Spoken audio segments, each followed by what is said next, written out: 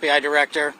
We're here to brief you on the tragic events that happened today at approximately 2:15 local time in Washington, D.C., where two of our brave members of the National Guard and the Department of War were brazenly attacked in a horrendous act of violence. They were shot. They're in critical condition. As you can see behind me, we have assembled the full force of both the federal and state and local law enforcement agencies to bring bear all of our resources to make sure we find the perpetrators responsible for this heinous act. And make no mistake, they will be brought to justice. Since this is an assault on a federal law enforcement officer, this will be treated at the federal level as an assault on a federal law enforcement officer. The FBI will lead out on that mission with our interagency partners, to include the Department of Homeland Security, Secret Service, ATF, DEA, and we're thankful for the mayor's assistance in this matter, the Metropolitan Police Department and their skills in investigating homicides and gun shootings in this city is exceptional. We will work together collaboratively because this is a matter of national security, because it's a matter of pride. President Trump has been informed. We've been in contact with the White House. We will shortchange the American public with no resources to make sure we find and safeguard our nation's capital right here in Washington, D.C., and bring anyone responsible for this heinous act of violence to justice.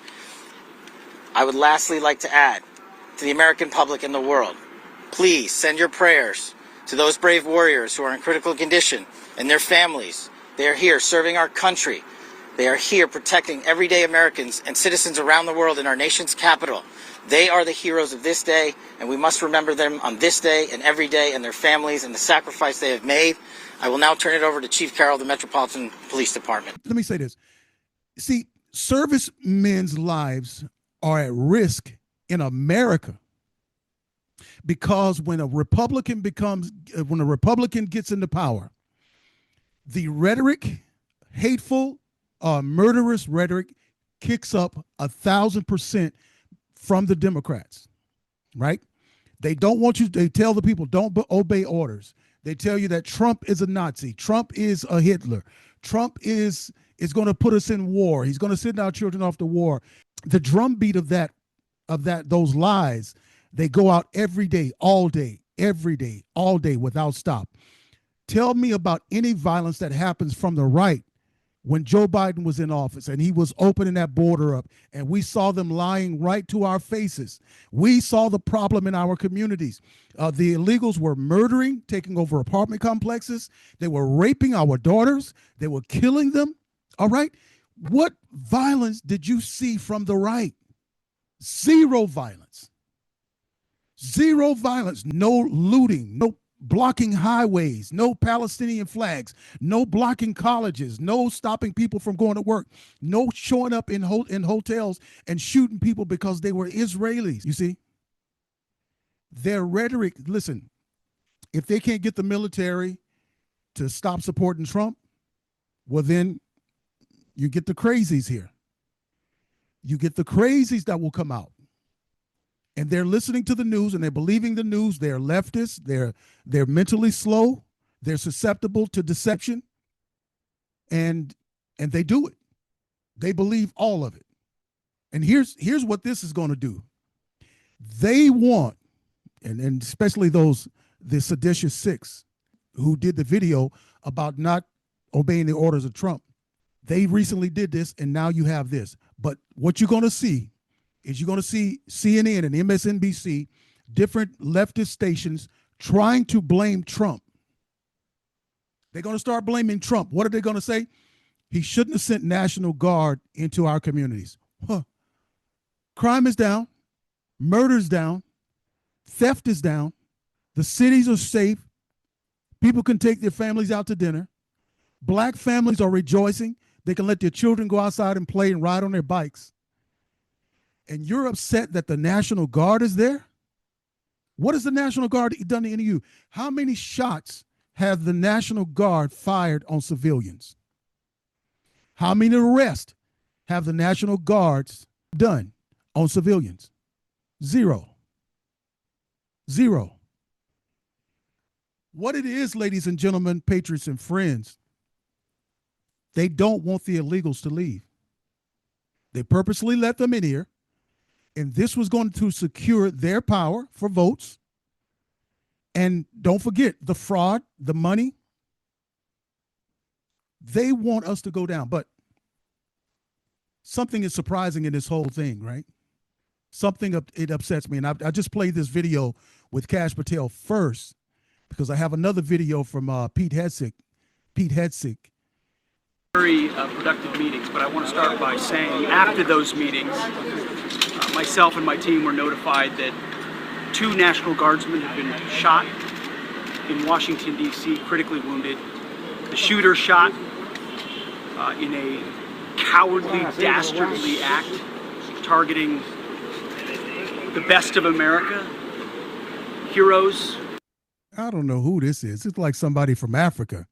This guy back here in the tan suit and red hat, uniform. I don't know what. I couldn't even tell you. Willing to serve in Washington, D.C., serve for people they don't know and they've never met because they love their country and their capital and their community. They were willing to do dangerous things others were not because they love their fellow Americans. Someone decided to turn that into targeting National Guardsmen. That will only stiffen our resolve. We will never back down. We will secure our capital. We will secure our cities. In fact, this happened just steps away from the White House. It will not stand.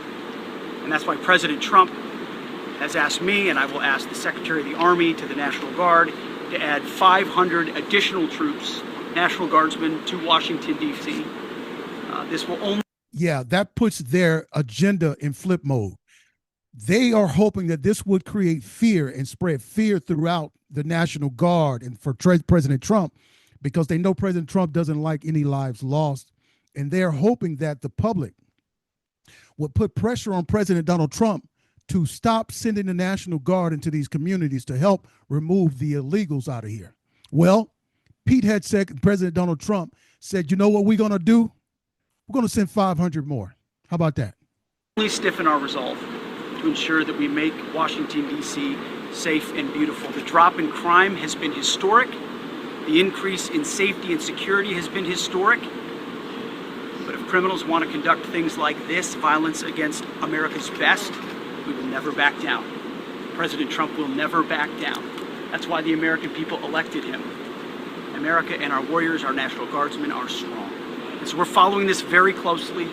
We're getting information rapidly. I mentioned the faith of this country, the Christian faith, the prayers. I would ask for prayers for our National Guardsmen. Excuse me, Mr. Pete. Appeals to heaven for our National Guardsmen, for their families, on bended knee as a War Department, as a nation. Excuse me. We will never back down. Excuse we think about them right now. Venezuela. We had a couple of great, productive meetings with the President and the Minister of Defense here, where we are dedicated to the counter-cartel effort here. Criminality knows no boundaries, whether it's the United States of America and Washington, D.C., or it's the Caribbean and the Western Hemisphere. We are going to go after narco-terrorists. It will not stand. Our borders will be secure, whether it's the Dominican Republic or the United States of America, and we look forward to working with our partners to make it happen. You know, President Trump believes in a clear principle: peace through strength. You get peace by being strong. That's right. And if you're a narco-terrorist who wants to bring drugs to the United States of America, we will find you, we will fix you, and we will finish you. Because we have all the rights in the world. We've got lots of attorneys and lots of intel analysts, and we know exactly who we're targeting and why. If you're involved in that conduct, we will kill you. It's that deadly serious because of the poison that has made its way into the American public for far too long. President Trump is serious about it.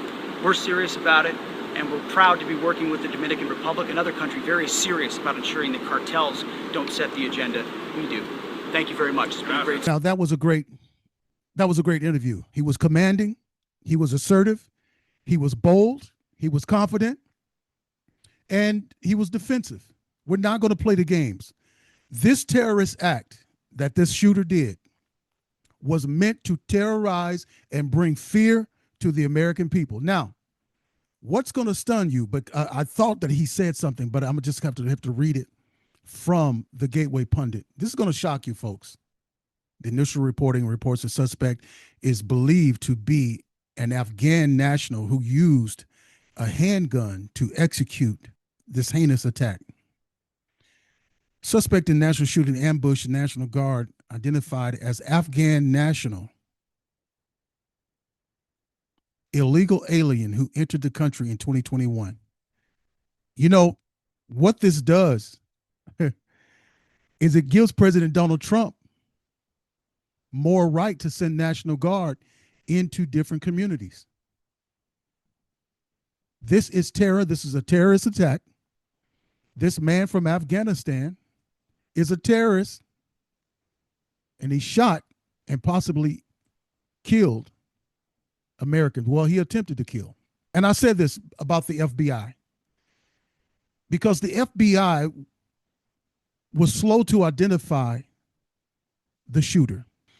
The FBI is an intelligence gathering apparatus that we pay them a lot of money to do. We pay them millions, billions of dollars. They get everything they need plus. Kash Patel can fly around the world on a jet paid for by the American people. And when something like this happens, I don't care if the guy doesn't have an ID on him, we want answers right away before the false media sets the agenda and starts saying that a Trump supporter with a red hat on poured bleach on him and then put a chain around the neck and stuff like that. Let me know what you think about this. Subscribe to the channel. Leave a comment. Thank you. I'll see you on the next video.